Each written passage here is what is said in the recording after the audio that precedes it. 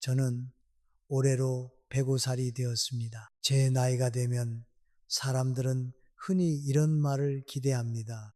자식에게 서운한 마음을 숨기지 마십시오. 외로우면 외롭다고 말하십시오. 부모의 마음을 알아달라고 당당히 요구하십시오. 저도 젊었을 때는 그렇게 믿었습니다. 부모와 자식 사이에는 감추는 것이 없어야 한다고 생각했습니다.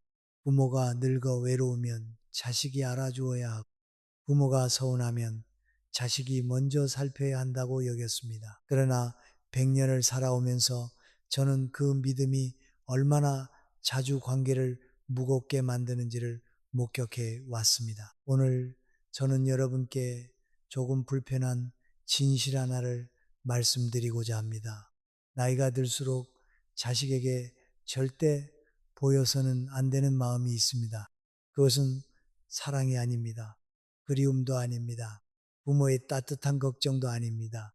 자식에게 가장 조심해야 할 것은 사랑이라는 이름으로 자식의 마음을 붙잡아 두려는 외로움입니다. 이 말이 차갑게 들리실 수 있습니다. 어쩌면 억울하게 느껴지실 수도 있습니다. 나는 평생 자식을 위해 살았는데 이제 늙어서 내 마음 하나 보이는 것도 죄란 말인가? 왜 부모만 참아야 하는가?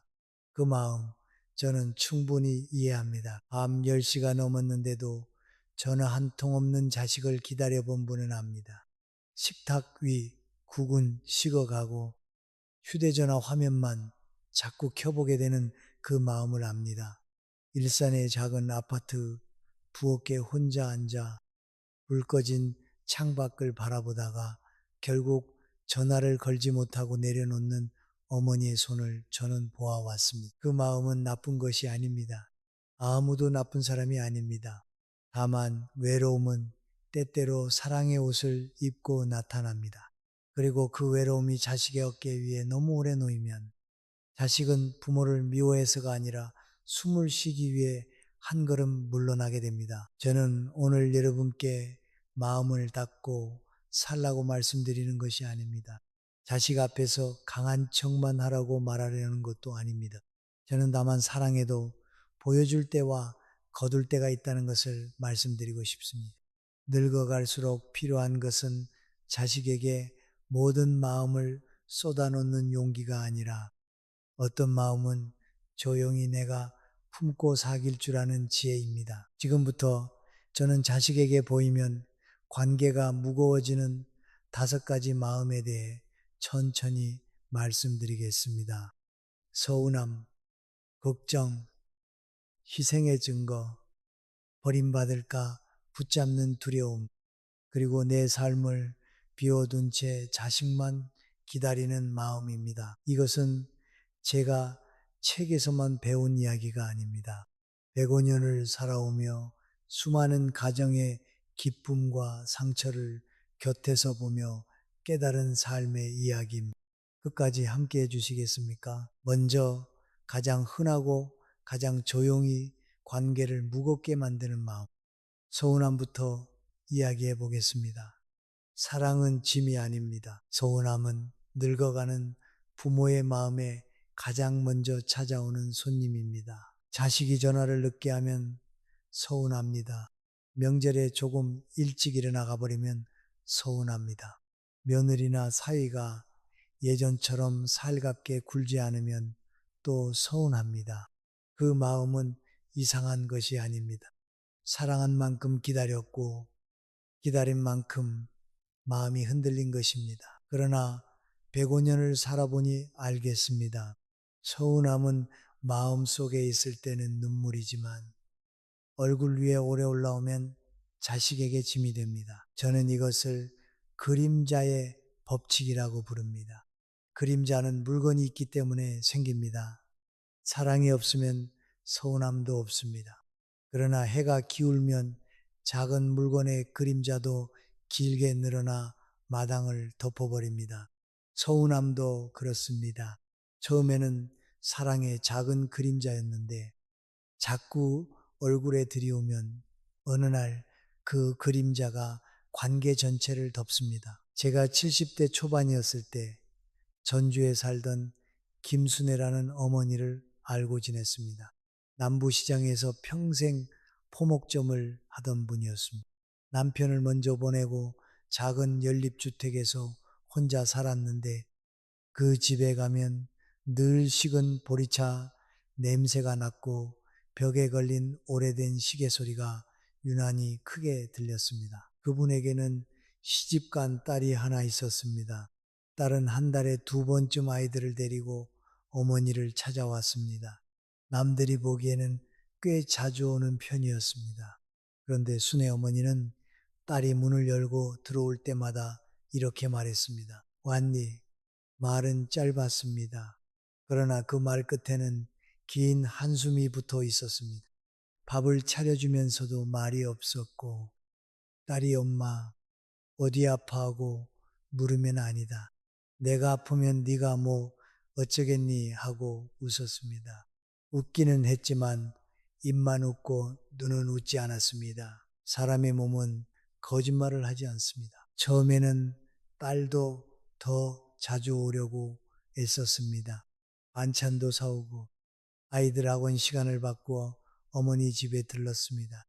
그런데 이상하게도 시간이 갈수록 딸의 발걸음은 가벼워지는 것이 아니라 더 무거워졌습니다. 어느 날 그 딸이 저에게 조심스럽게 말했습니다. 선생님, 엄마 집에 가면 쉬는 게 아니라 시험 보러 가는 것 같아요. 제가 딸로서 몇 점짜리인지 매번 채점 받는 기분이에요. 저는 그 말을 듣고 오래 생각했습니다. 어머니가 딸을 미워한 것이 아니었습니다. 딸도 어머니를 버린 것이 아니었습니다.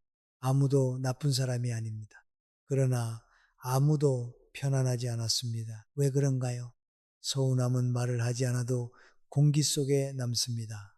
부모가 괜찮다 하고 말해도 얼굴이 괜찮지 않으면 자식은 그 얼굴을 읽습니다.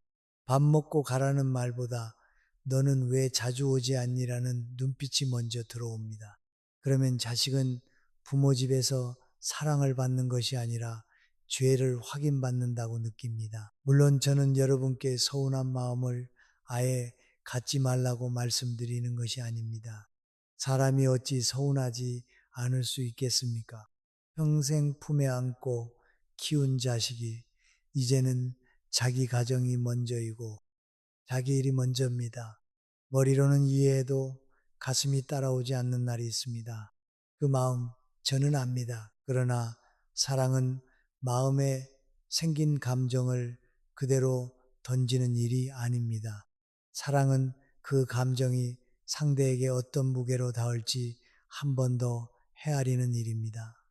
서운함을 그대로 얼굴에 올리면 자식은 미안해합니다. 처음에는 미안해서 더 찾아옵니다. 그러나 세 번째, 네 번째가 되면 그 미안함은 오히려 피하고 싶은 부담으로 변합니다. 30대의 저는 사랑하는 사람에게 서운함을 보여주는 것이 솔직함이라고 믿었습니다. 그러나 105살이 된 지금 저는 압니다. 모든 솔직함이 관계를 살리는 것은 아닙니다. 어떤 솔직함은 상처를 덜어주지만 어떤 솔직함은 상대의 어깨 위에 내 마음을 얹어버립니다. 자식이 오랜만에 왔을 때 첫마디를 바꾸어 보십시오. 왜 이제 왔니? 대신 와줘서 고맙다라고 말해 보십시오. 너는 바쁘기만 하구나. 대신 얼굴 보니 좋다. 라고 말해 보십시오. 서운한 마음이 목까지 올라오면 길게 설명하지 말고 짧게만 말하십시오. 보고 싶었다.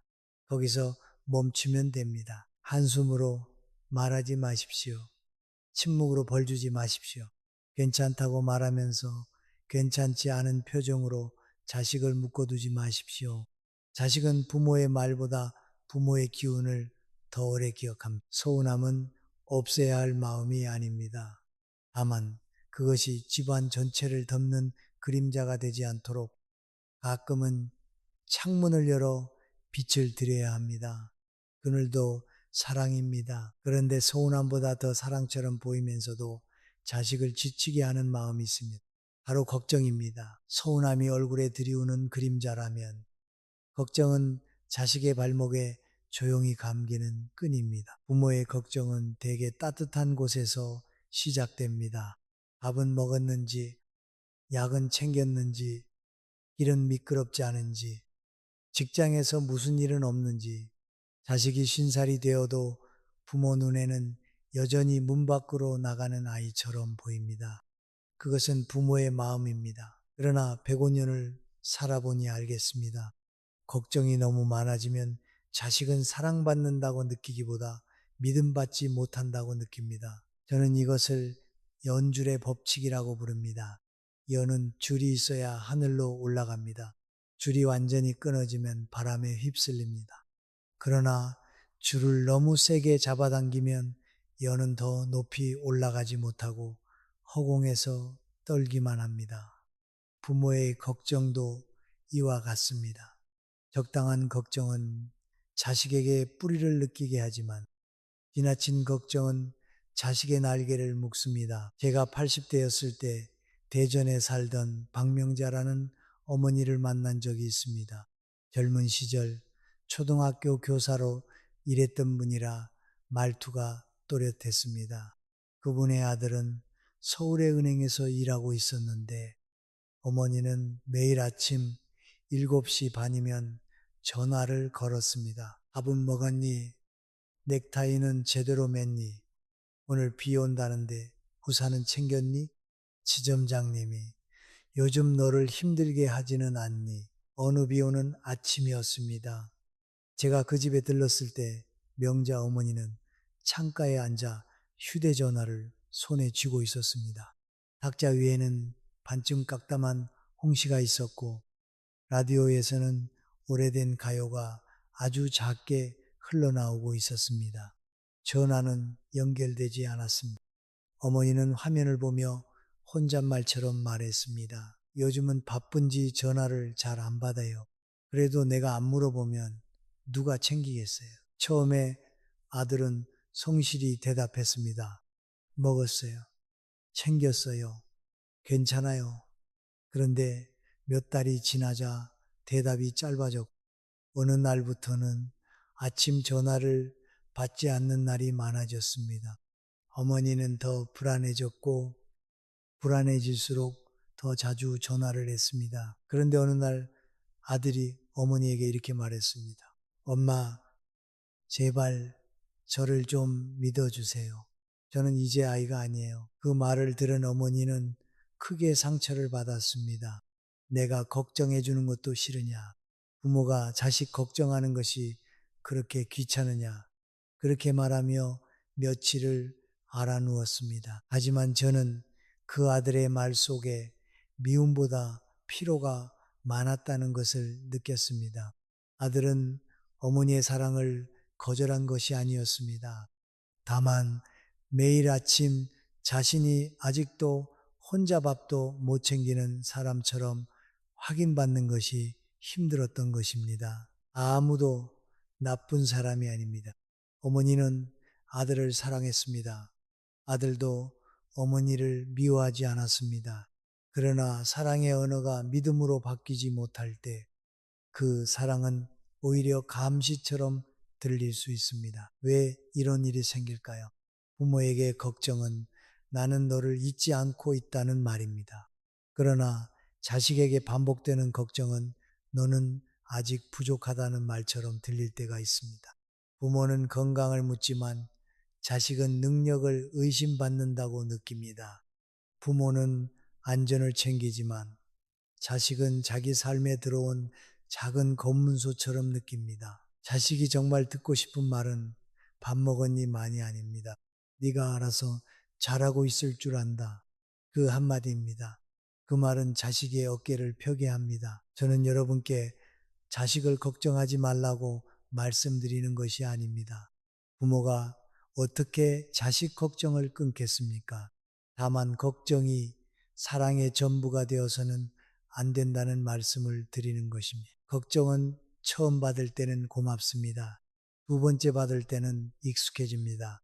세 번째 받을 때는 조금 답답해집니다.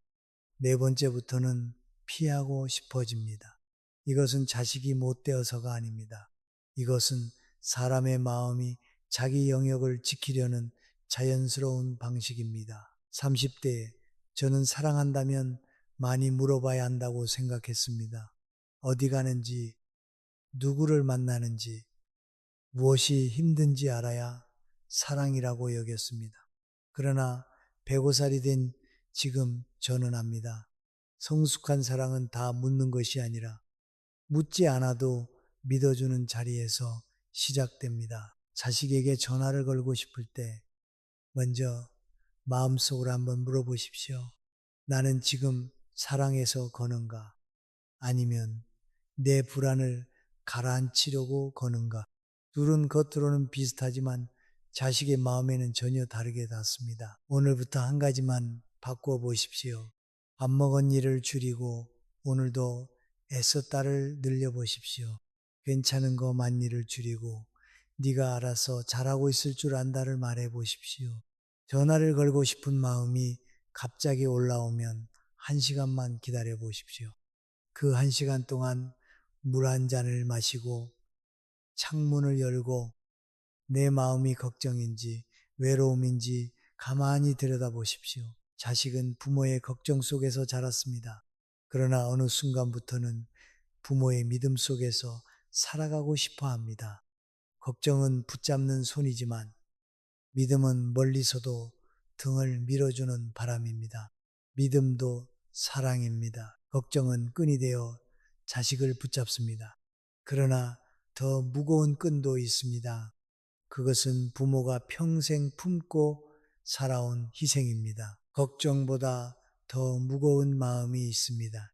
그것은 부모가 평생 품고 살아온 희생입니다. 자식을 위해 먹고 싶은 것을 참았습니다. 입고 싶은 옷을 미루었습니다. 아픈 몸을 끌고도 일터에 나갔습니다. 자식 학비를 마련하려고 밤늦게까지 장사를 했고 자식 결혼에 보태려고 오래된 통장을 깨기도 했습니다. 그 모든 희생은 참으로 귀합니다. 저는 그것을 가볍게 말하고 싶지 않습니다. 부모의 희생이 없었다면 오늘의 자식도 없었을 것입니다. 그러나 105년을 살아보니 알겠습니다. 희생은 마음속에 있을 때는 비치지만 자식 앞에 자주 꺼내 놓으면 어느 순간 영수증이 됩니다. 저는 이것을 영수증의 법칙이라고 부릅니다. 영수증은 내가 무엇을 치렀는지 보여주는 종이입니다. 그러나 가족 사이에서 영수증을 자꾸 내밀기 시작하면 사랑은 선물이 아니라 계산이 됩니다. 내가 이만큼 냈으니 너도 이만큼 갚아야 한다는 무언의 압박이 생깁니다. 제가 80대 중반이었을 때 부산 영도에 사는 이정이라는 어머니를 알고 지냈습니다. 젊은 시절 남편을 일찍 보내고 봉제 공장에서 일하며 두 아들을 키운 분이었습니다. 손가락 마디가 굵고 바늘에 찔린 자국이 오래 남아 있었습니다. 그분 집 부엌에는 늘 삶은 무냄새가 났고 창가에는 작은 선인장 화분 2개가 놓여 있었습니다. 정희 어머니는 참 강한 분이었습니다. 새벽 첫 버스를 타고 공장에 나갔다가 밤이 깊어서야 돌아왔습니다. 아이들 도시락을 싸기 위해 자신은 찬물에 밥을 말아 먹는 날도 많았다고 했습니다. 큰아들이 대학에 들어갔을 때는 며칠 동안 혼자 울었다고 했습니다. 그런데 세월이 흐르고 큰아들이 결혼한 뒤 이상한 일이 생기기 시작했습니다. 가족이 모일 때마다 어머니는 무심코 그 이야기를 꺼냈습니다. 너 대학 보내려고 내가 얼마나 고생했는지 아니? 내 아버지 없이 너희 키우느라 내 인생은 없었다. 나는 한 번도 나를 위해 살아본 적이 없다. 처음에는 아들이 고개를 숙이며 말했습니다. 알아요. 엄마, 고마워요. 그런데 어느 해 큰아들 생일날이었습니다.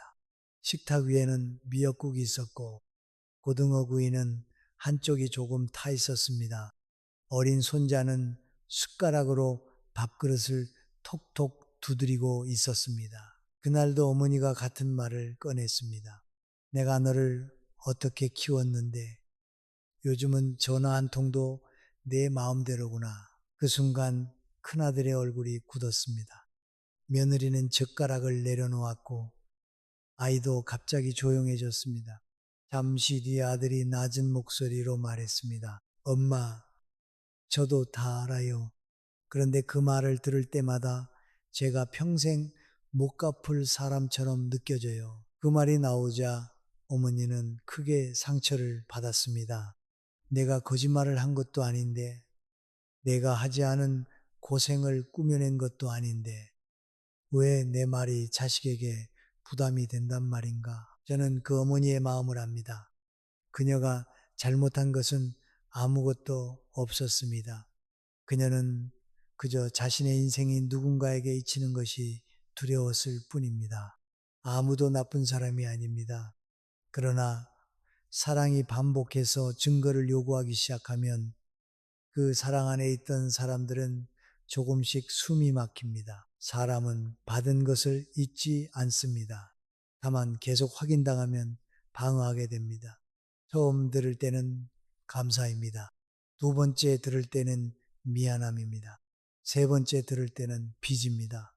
네 번째부터는 그 자리를 피하고 싶어집니다. 이것은 자식이 은혜를 모르는 사람이어서가 아닙니다. 인간의 마음은 감당할 수 없는 죄책감 앞에서 스스로를 지키려 하기 때문입니다. 물론 저는 여러분께 자신의 고생을 모두 잊으라고 말씀드리는 것이 아닙니다. 어떻게 잊겠습니까? 비 오는 새벽 시장에 나가던 기억, 아이 학원비 봉투를 만들려고 전기세를 미루던 기억, 아픈 허리를 붙잡고도 밥상을 차리던 기억을 어떻게 잊을 수 있겠습니까? 그 세월은 여러분의 몸에 남아 있습니다. 하지만 그 귀한 세월을 자식에게 내미는 영수증으로 만들지 마십시오. 희생은 증거가 되는 순간 빛을 잃습니다.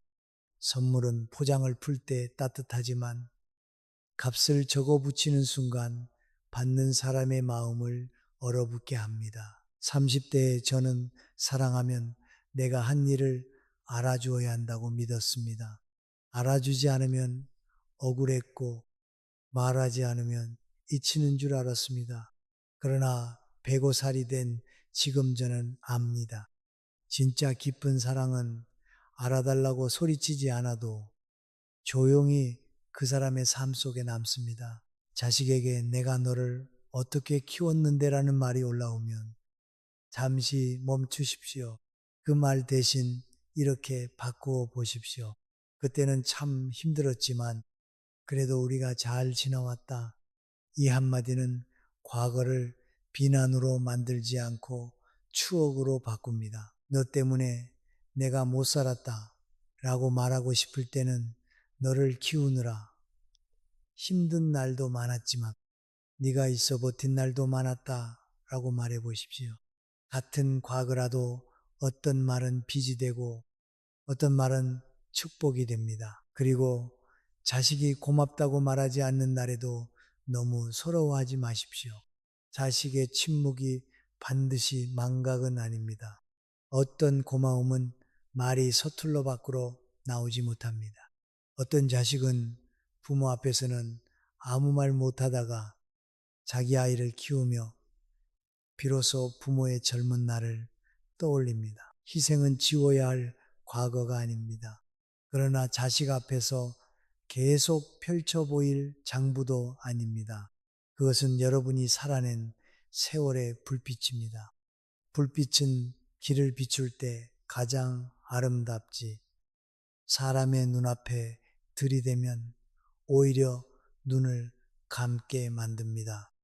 희생은 빛입니다. 그런데 희생보다 더 깊은 곳에는 또 하나의 마음이 숨어 있습니다. 그것은 나도 모르게 자식을 붙잡는 두려움입니다. 희생의 밑바닥을 더 깊이 들여다보면 거기에는 대개 두려움이 있습니다. 나를 잊으면 어쩌나, 내가 늙고 병들었을 때 자식이 오지 않으면 어쩌나, 어느 날 혼자 쓰러졌는데 아무도 모르면 어쩌나 이런 생각이 밤마다 찾아오면 사람의 마음은 약해집니다. 저는 그 두려움을 함부로 탓하고 싶지 않습니다. 나이가 들면 몸이 먼저 작아지고, 그 다음에는 생활이 작아지고, 마지막에는 마음의 담력까지 조금씩 작아집니다.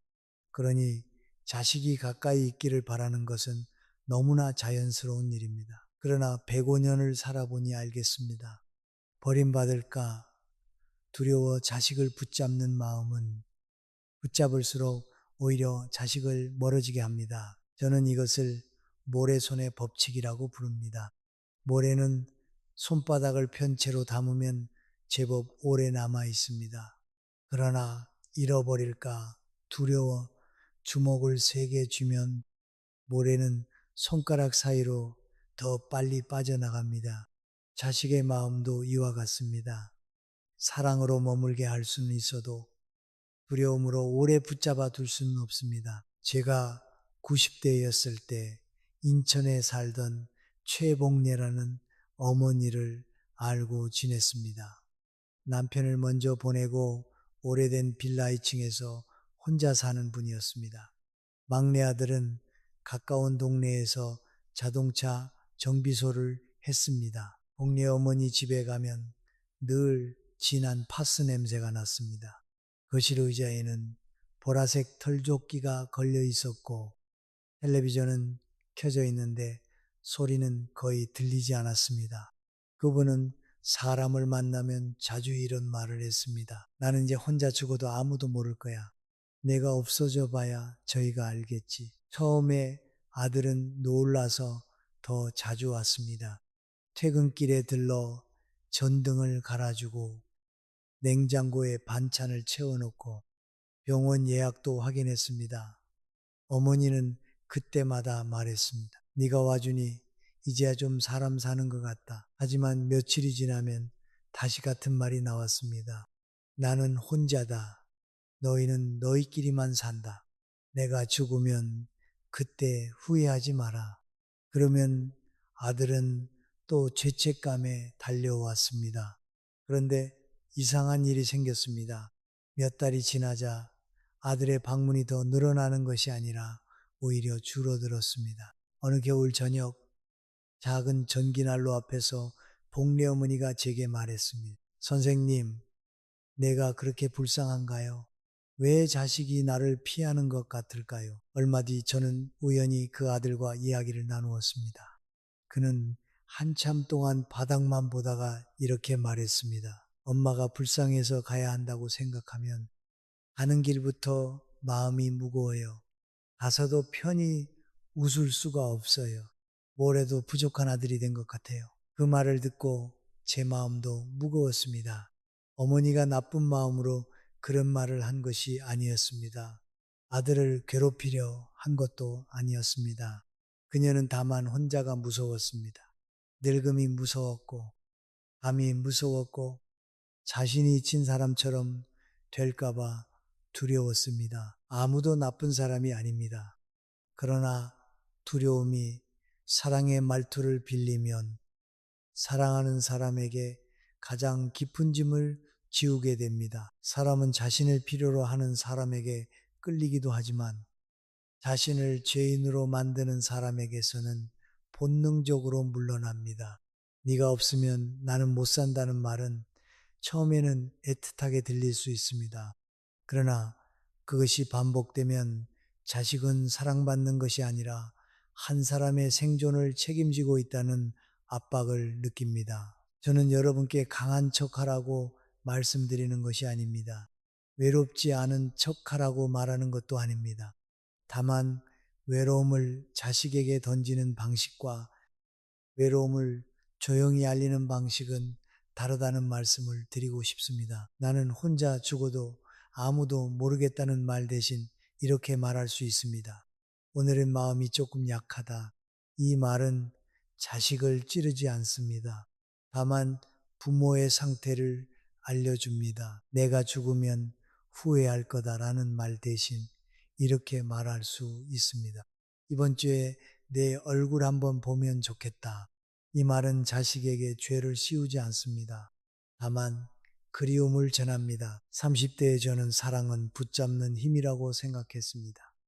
떠나려는 사람을 설득하고 멀어지는 사람을 끌어당기고 내가 얼마나 필요한지를 알려주는 것이 사랑이라고 여겼습니다. 그러나 105살이 된 지금 저는 압니다. 진짜 사랑은 상대가 도망가지 않아도 되는 자리를 만들어 주는 것입니다. 버림받을까 두려운 마음은 인간의 가장 깊은 곳에 있습니다. 특히 늙어갈수록 그 마음은 자주 깨어납니다. 밤에 불을 끄고 누우면 괜히 가슴이 허전하고 자식의 짧은 대답 하나가 하루 종일 마음에 남습니다. 그럴 수 있습니다. 그것이 늙음의 한 풍경입니다. 그러나 그 두려움이 올라올 때마다 자식에게 바로 보내지 마십시오. 먼저 내 손 안에서 한번 만져보십시오. 이것이 정말 자식이 잘못해서 생긴 마음인지 아니면 내가 오늘 조금 약해져서 생긴 마음인지 살펴보십시오. 두려움은 확인받으려고 서두르지만 지혜는 잠시 기다립니다. 자식에게 죽음으로 시험하지 마십시오. 병으로 시험하지 마십시오. 외로움으로 시험하지 마십시오. 사랑은 시험을 자주 받을수록 깊어지는 것이 아니라 지쳐갑니다. 대신 도움을 구할 때는 구체적으로 구하십시오.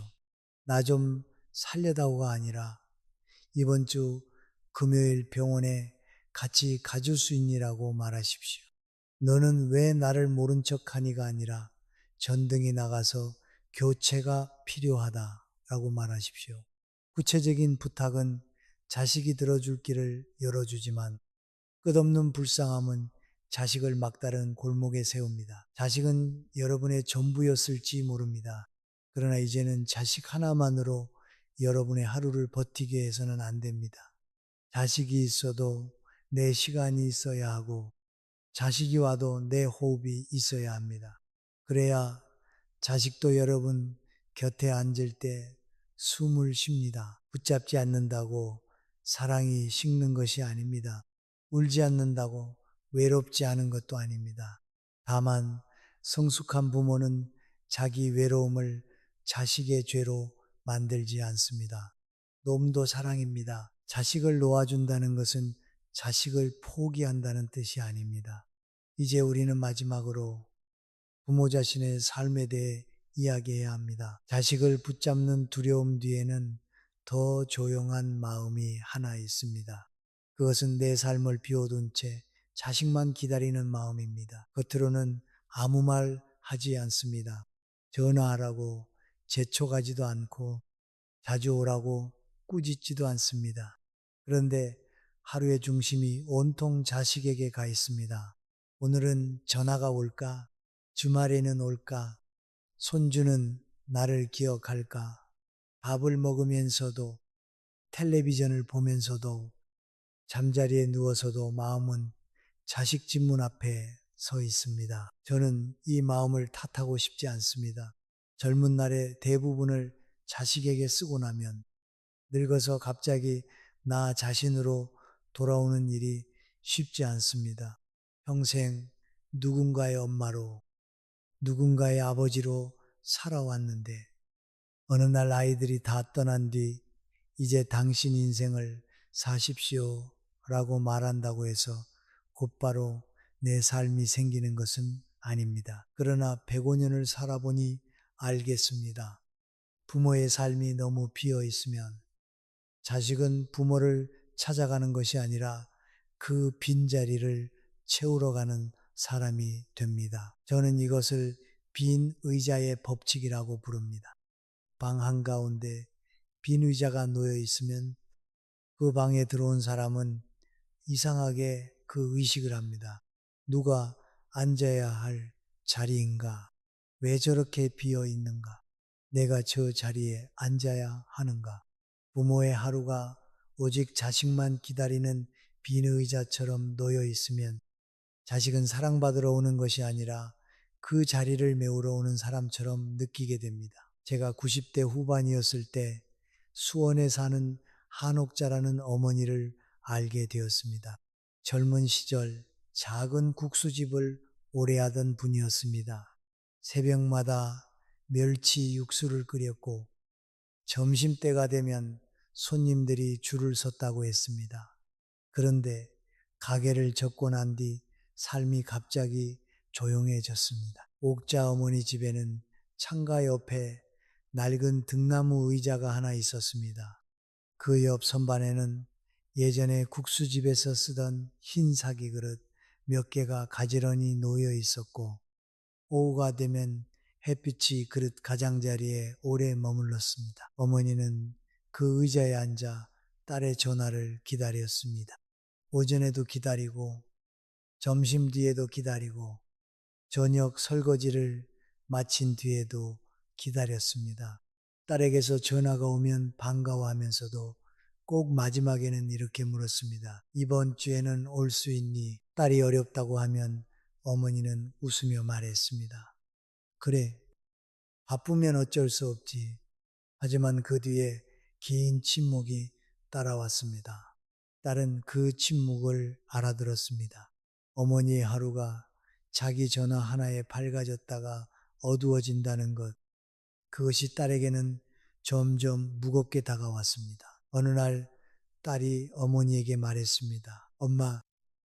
엄마가 나만 기다리고 있는 것 같으면 내가 전화하는 것도 겁이 나요. 그 말을 듣고 옥자 어머니는 처음에는 서운했습니다. 자식 전화 기다리는 것도 부담이냐? 늙은 엄마가 딸 보고 싶은 것도 잘못이냐? 그렇게 생각했습니다. 그러나 며칠 뒤 저에게 조용히 말했습니다. 선생님, 생각해 보니 제가 정말 하루 종일 그 애 전화만 기다리고 있었어요. 내가 나를 비워놓고 딸이 채워주기만 바란 것 같아요. 그 어머니가 잘못한 것은 아닙니다. 그녀는 다만 긴 세월 동안 자기 삶을 자식에게 나누어 주다 보니 정작 자신에게 남겨둘 작은 방 하나를 만들지 못했을 뿐입니다. 아무도 나쁜 사람이 아닙니다.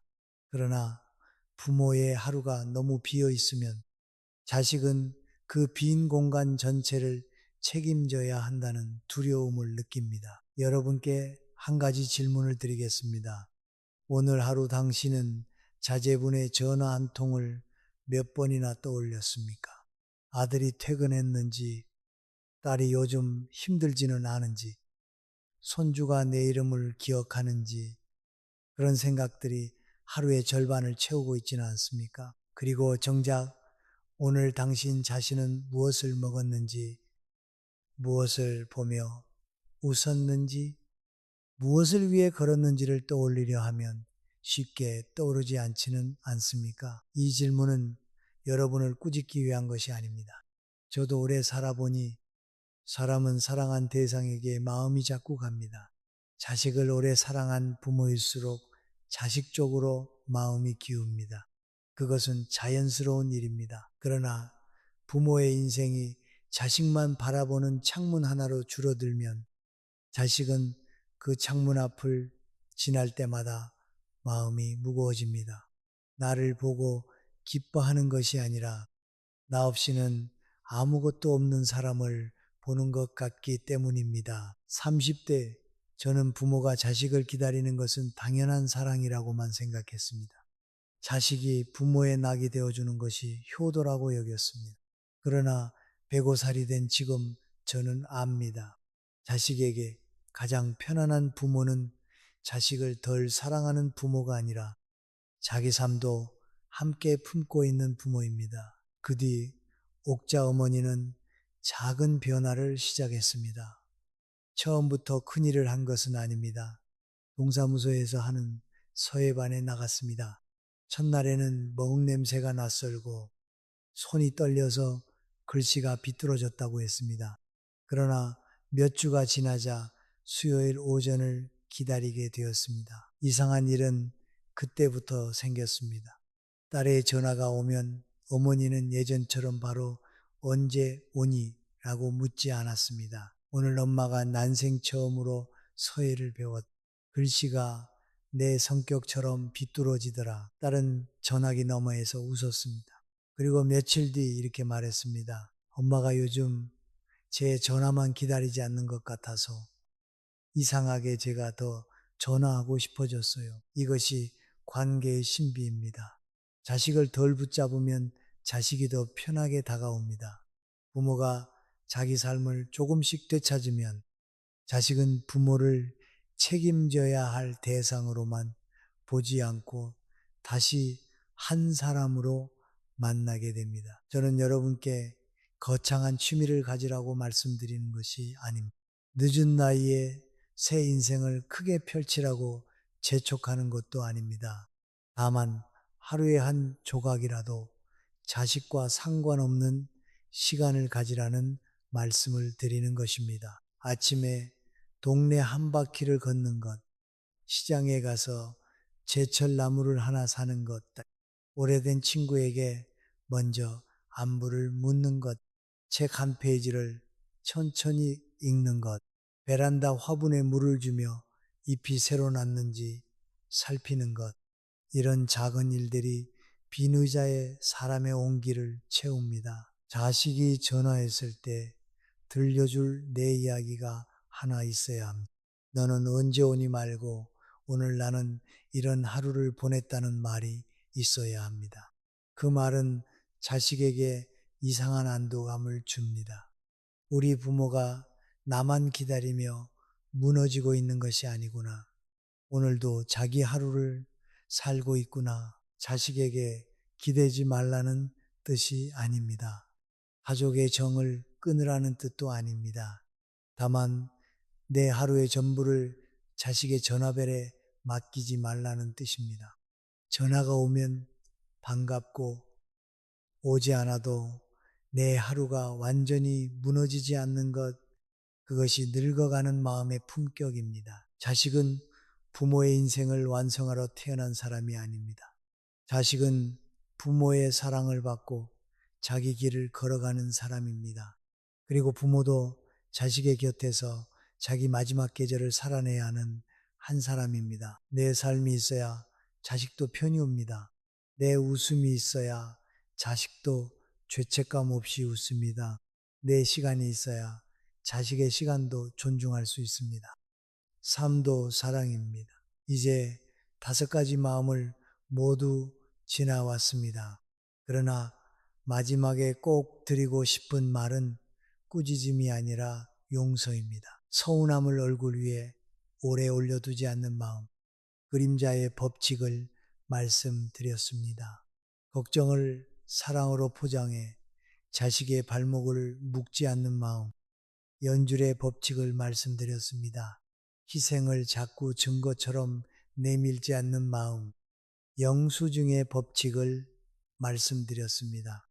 버림받을까 두려워 자식을 붙잡지 않는 마음, 모래손의 법칙을 말씀드렸습니다.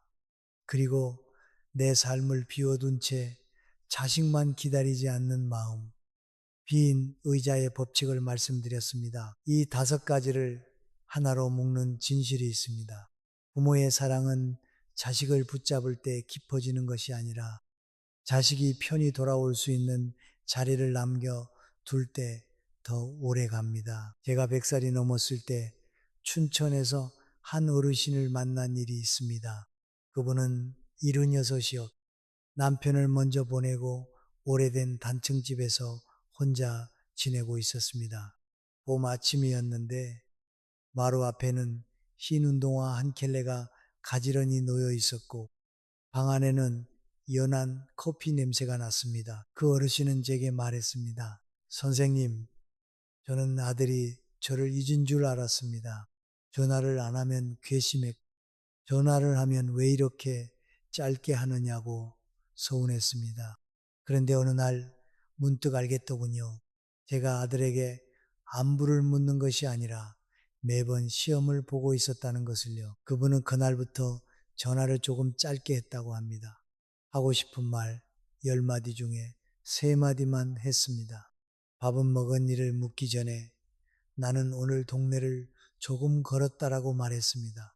언제 온 일을 묻기 전에 바쁘면 무리하지 말아라 라고 말했습니다. 처음에는 마음이 허전했다고 합니다. 전화를 끊고 나면 말하지 못한 서운함이 목에 남아 한참을 앉아 있었다고 합니다. 그러나 시간이 지나자 이상한 일이 생겼습니다. 아들이 전화를 피하지 않기 시작했습니다.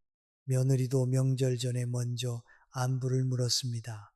손주가 할머니 요즘도 걷기에요 하고 묻는 날도 생겼습니다. 그 어르신이 웃으며 말했습니다. 제가 조금 가벼워지니 아이들이 제 곁에 앉는 시간이 길어졌어요. 저는 그 말을 오래 기억합니다.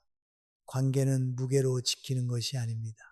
무게가 줄어들 때 오히려 오래 머물 수 있습니다. 그러나 여기까지 들으신 여러분의 마음 한쪽에는 이런 생각이 있을지 모릅니다. 그러면 내가 그동안 잘못 살았다는 말인가? 내가 자식에게 서운해한 것도 잘못이고, 걱정한 것도 잘못이고, 내 고생을 말한 것도 모두 잘못인가? 아닙니다. 오늘 제가 꼭 드리고 싶은 말은 꾸짖음이 아닙니다. 여러분은 충분히 잘하셨습니다. 새벽에 일어나 자식 밥을 차려주던 그 마음, 내 옷 한 벌 아끼고 자식 학비를 먼저 챙기던 그 마음, 밤늦도록 전화기 옆에서 혹시 무슨 일은 없을까 기다리던 그 마음, 말은 서툴러 쓸지 몰라도 그 모든 마음의 뿌리는 사랑이었습니다. 방법이 때로 거칠었을 수 있습니다. 표현이 때로 무거웠을 수 있습니다. 외로움이 사랑의 목소리를 빌려 자식을 힘들게 한 날도 있었을지 모릅니다. 그러나 그 마음 자체가 처음부터 잘못된 것은 아니었습니다. 저는 그것을 압니다. 오래 살아보니 사람은 누구나 서툰 방식으로 사랑합니다. 완벽하게 사랑한 부모는 없습니다. 완벽하게 효도한 자식도 없습니다. 우리는 저마다 모자란 말과 늦은 깨달음 속에서 가족이 되어갑니다. 그러니 오늘 너무 자신을 미워하지 마십시오. 여러분의 사랑은 충분히 진심이었습니다. 다만 이제부터 조금 더 가볍게 사랑하면 됩니다. 붙잡는 사랑에서 기다려주는 사랑으로, 확인하는 사랑에서 믿어주는 사랑으로, 서운함을 얻는 사랑에서 편안히 머물 자리를 내어주는 사랑으로 한 걸음 옮기면 됩니다. 그것으로 충분합니다. 내일 아침 한 가지만 해보십시오. 자식에게 전화하기 전에 먼저 밖으로 나가 10분만 걸어보십시오. 골목을 천천히 걷고 하늘을 한번 보고 내 숨소리를 들어보십시오. 그리고 그래도 연락하고 싶다면 짧게 말하십시오. 오늘도 잘 지내라. 나는 괜찮다. 이 한마디면 됩니다. 길게 설명하지 않아도 됩니다. 서운함을 섞지 않아도 됩니다. 걱정을 줄줄이 달지 않아도 됩니다. 자식은 그 짧은 말 속에서 부모의 사랑과 품격을 함께 느낄 것입니다. 오늘부터 여러분의 하루에도 작은 자리를 하나 마련하십시오.